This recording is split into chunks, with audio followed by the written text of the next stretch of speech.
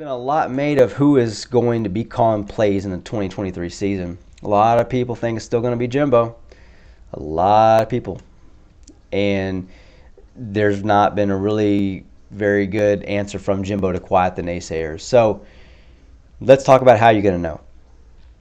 The most obvious answer is whether or not Jimbo's got all of his play sheets there. If he's holding them up in front of his mouth and if he's calling plays. That'll be the most obvious way to tell.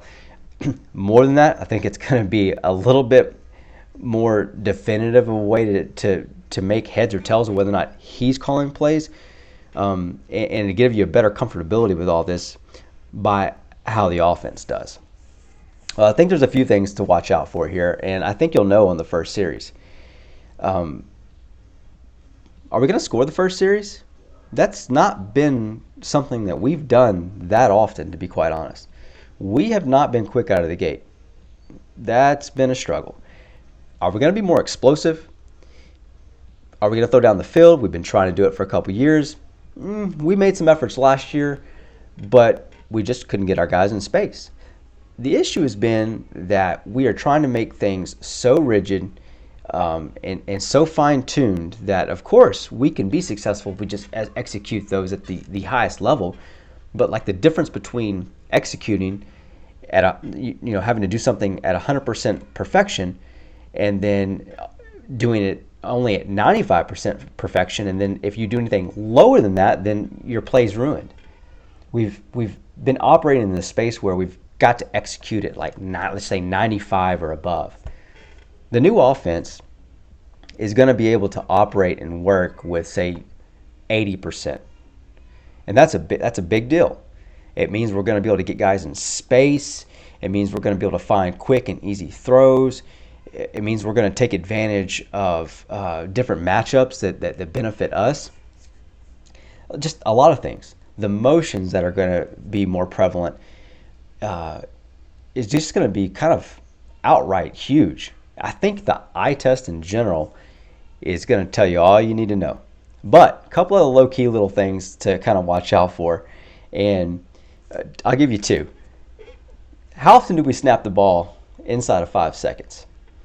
There's going to be a little bit more tempo this year because of those matchups. And you remember back when we had, Johnny going on, we would, throw a pass, let's say, or we'd get a first down even with a run, and then we might just come back and just hand that sucker off almost immediately. There's going to be a bit more tempo like that, I feel assured. We're not going to be waiting until 5 seconds, to huddle up and do all that business. So that'll be a pretty big difference.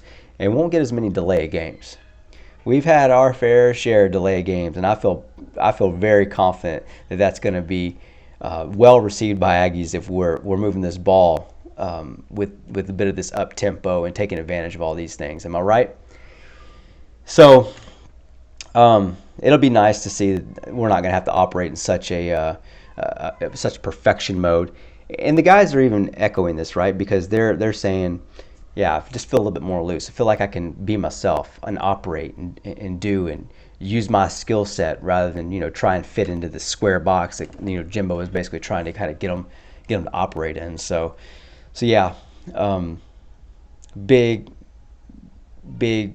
opportunity with this play calling business, and I love to watch these first games, so I'll be tuned into that first series to see how quickly we do it. I'm hoping that we score within the first 7 plays of the first drive.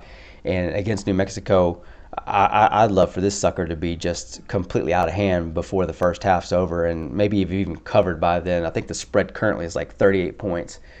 So can we cover? It's going to take a defensive effort too. So, and then those backups are really going to have to do that. I think another way you'll be able to tell then, having mentioned those, is that when the backups come in, we've still struggled for the backups to move the ball.